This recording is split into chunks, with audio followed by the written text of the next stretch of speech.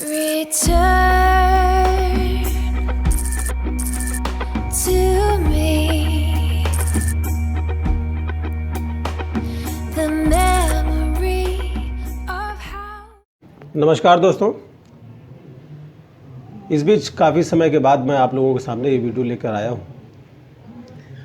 यह वीडियो हमारे शरीर में मांसपेशियों और हड्डियों के दर्द पर आधारित है। किसी के भी शरीर में उसकी मांसपेशियों और हड्डियों में कभी कभी दर्द होना प्रायः आम बात है, जो अपने आप ही कुछ समय पश्चात ठीक हो जाता है। किंतु यदि यह समस्या कम से कम 3 महीने तक निरंतर बनी रहती है और दर्द कमर के नीचे और ऊपर दोनों ही हिस्सों में बढ़ता रहता है, तो यह एक प्रकार का विकार होता है, जिसकी वजह से आपको थकान महसूस होगी, पर्याप्त नींद नहीं आएगी और आपकी परेशानियों में निरंतर इजाफा होता रहेगा।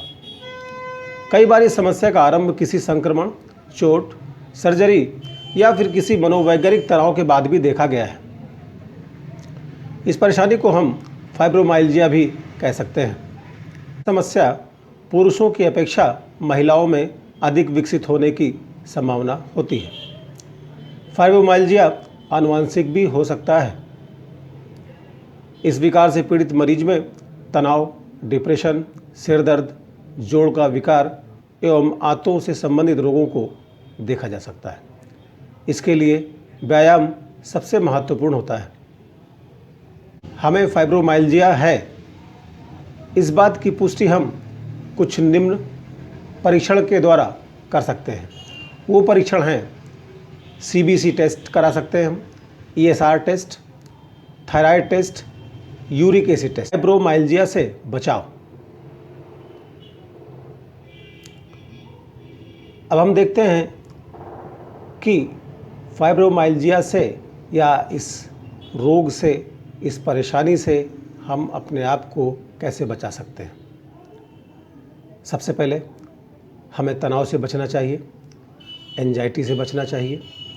डिप्रेशन को किसी भी कंडीशन में अपने अंदर पनपने नहीं देना चाहिए।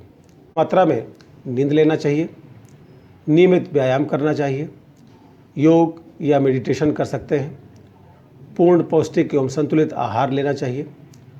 इसके साथ ही हम मसाज थेरेपी का उपयोग भी कर सकते हैं। होम्योपैथी में फाइब्रोमाइल्जिया का इलाज संभव है और बहुत ही आसानी से थोड़े दिन के ट्रीटमेंट में ही आपको पर्याप्त आराम मिल जाएगा और आप धीरे धीरे पूरी तरह से ठीक हो सकते हैं। होम्योपैथिक औषधियाँ पूरी तरह से प्राकृतिक एवं सुरक्षित होती हैं। इनमें किसी भी प्रकार का कोई भी साइड इफ़ेक्ट नहीं होता है। यहाँ पर कुछ होम्योपैथिक औषधियाँ हैं जो प्रायः इस प्रकार की समस्या के लिए उपयोग में लाई जाती हैं: arnica, rhus tox, bryonia, gelsemium, hypericum, causticum, ledum pal, cimicifuga इत्यादि।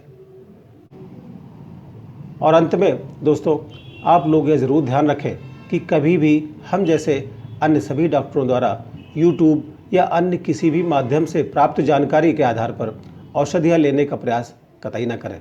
यह आपके स्वास्थ्य के लिए नुकसान भी कर सकती है, चूँकि होम्योपैथिक औषधियाँ प्रत्येक रोगी के विभिन्न लक्षणों, उनकी उम्र, लिंग एवं व्यक्ति विशेष की शारीरिक एवं मानसिक स्थिति एवं उनकी संवेदनशीलता के साथ यह भी देखना आवश्यक होता है कि कहीं वह रोगी पहले से ही तो अन्य किसी रोग से पीड़ित तो नहीं है।